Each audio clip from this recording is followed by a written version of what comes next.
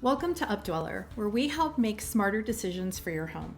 I'm Kim, and today we're taking a look at PUR versus Brita, the two biggest names in home water filtration. Okay, so if you've stood in an aisle at a store and you've looked at these two water pitchers or filters and wondered what the actual difference was, you're not alone. And these pitchers and filters are everywhere: Target, Walmart, Amazon. So instead of just reading the boxes, let's get into what I actually found about both brands.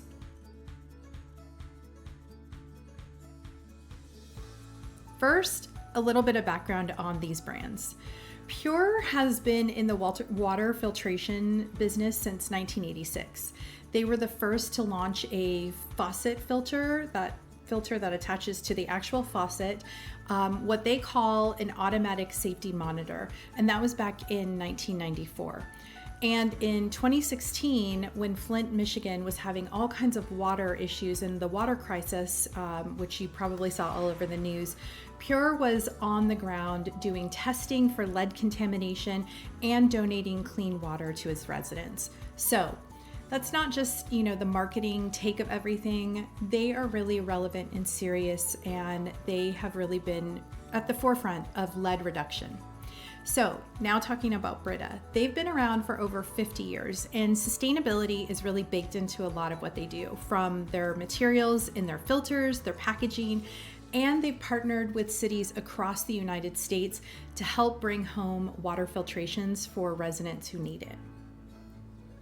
Both companies make pitchers, dispensers, and faucet attachments, so on paper they're going to look pretty similar, but there are some differences that show up. So this is where we're going to start digging into what is the actual difference between these two brands.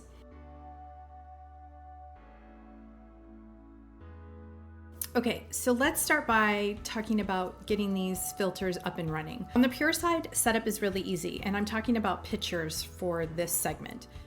You soak the filter for about 15 minutes, and you basically just slot it in and lock it, and no issues there. You put the water in the pitcher, put it in the fridge to chill it, you're good to go. Now, when it comes to the faucet attachment, all the faucet attachments, both for PUR and for Brita, they work on the standard faucet. So if you have a new faucet where you're kind of pulling out the attachment, the sprayer, it will not work on that. So for PUR, it comes with an automatic safety monitor, and there's a light on that faucet attachment that's going to show you when it's ready to replace that filter.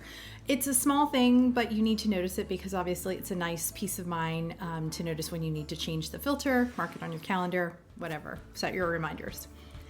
And the Brita process pretty much looks simple on paper. I haven't tried Brita in this segment. I have tried Brita in the past, and same kind of thing. You soak the filter, you slot it in. There's really no instructions that are, there's some basic instructions that are included, but no tools required. It's pretty much easy out of the box. Same with PUR. And that experience, as I mentioned, it's pretty similar. It's well established, and there's nothing really about their design that suggests that's not the case. So when you're talking about setup alone for both these brands, they both are clearly designed to be easy and quick setup.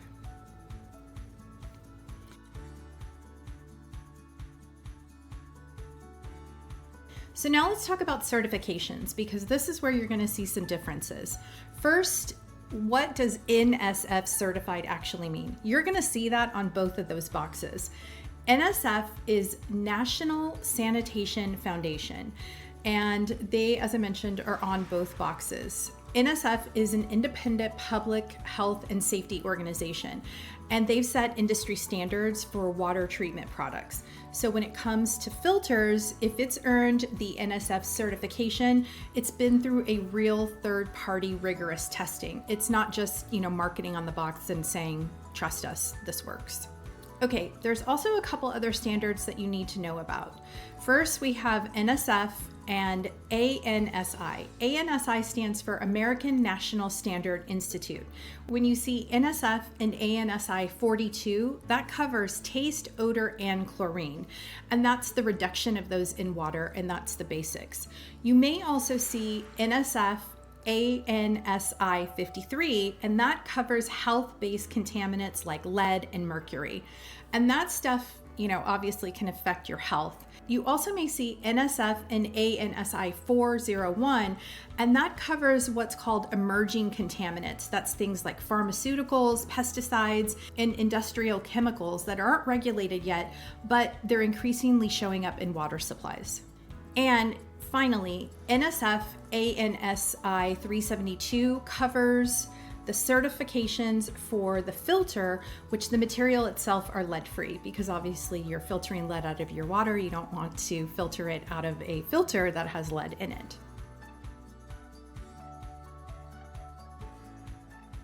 So that's a lot of information, and once you know what these numbers actually mean, the spec sheet on the back of these boxes really starts to become useful. So let's look at the two brands and how they stack up against these standards. Okay, so first, the taste test. Obviously, this is the one that people care about. Does your water actually taste different? With PUR, the flat, slightly chemical taste that you get straight from the tap was gone. Within the first pour, it uses a combination of activated carbon and ion exchange material. The carbon handles the taste, odor, and the things like pesticides, while the ion exchange material covers the heavy metals like lead and mercury. So it's working on more than just the flavor, even if that's the part you only notice. Brita's approach uses what's called the mineral clear blend, and by every account, including their own NSF testing, it handles chlorine, the taste, and odor just as effectively. And I haven't actually tried it for this purpose, but I have tried it in the past, and I have felt filtering my water through a Brita filter has definitely improved the taste of tap water. Now, obviously, taste is subjective, and your local water source is likely different than my local water source, and it affects which brand you pick. Either filter should fix that kind of flat water taste, definitely. So both brands offer two different types of filter, the standard and the premium filters. And before we get into more comparison, as I mentioned, there is that one filter tier, which is that basic, and then there is a premium. So there is a difference between them. So at entry level for PUR, their basic pitcher filter covers chlorine, taste and odor, mercury, and copper, and it's certified lead-free in the materials. Brita's standard filter covers chlorine, copper, cadmium, and mercury. Neither one of these basic filters reduces lead. So if lead is a concern, if you have old pipes and you're using that standard filter, that came in the box, you need to know that.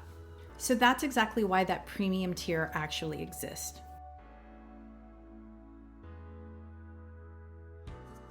Okay, so I've used the PUR filter in the PUR pitcher. I have the small, thin PUR pitcher. It's 8 cups, and it has been really great. I haven't had to juggle things around in my fridge to make a large water pitcher fit, and it's been a nice addition in my house. We've used it at meals. I've basically been able to set it on the table. We've all been able to use it. I fill it back up, put it in the refrigerator, and it's definitely been an improvement of the taste of our tap water because it's not great. And my kids are always mentioning it. So one thing to note, the PUR filter does need to be changed more frequently than the Brita filter. Brita, you change it every 2 months or 40 gallons. So based on Brita's published specs, their Elite filter is rated to last up to 6 months, which is longer than the PUR filter. And if you're someone who kind of forgets to change that filter out, you'll need to set a reminder, and that is a consideration. The PUR Plus filter is certified to reduce over 70 contaminants. Now that is more than the Brita filter. That includes lead, mercury, microplastics, and certain pesticides, and pharmaceuticals that can end up in water supplies. Brita's Elite filter is a strong filter too, and as I mentioned, it does cover slightly less. Day to day, you're not going to notice a big difference in terms of taste, but it is important, especially as I mentioned, if you have older pipes in your home. So both brands go beyond just the simple water pitcher. PUR makes dispensers for larger households that you can sit on a countertop or can fit into a fridge. They have the faucet attachments for filtered water on demand. And as I mentioned, they have that slim water pitcher that's actually built for smaller fridges, think college students, or RVs and so on. Brita covers similar ground with their dispensers and faucet filters too, but they also offer individual filtered water bottles, which is useful if you're kind of on the go, gym bottles, school, and so on. And that's helpful instead of buying those single serve water bottles. So depending on your household, the right pick might not even be the pitcher. If you're constantly filling up bottles before work or the gym, Brita's bottle lineup might actually be the more practical choice day to day. And if your household is bigger, both brands dispensers hold more volume, so you're not refilling every couple of hours.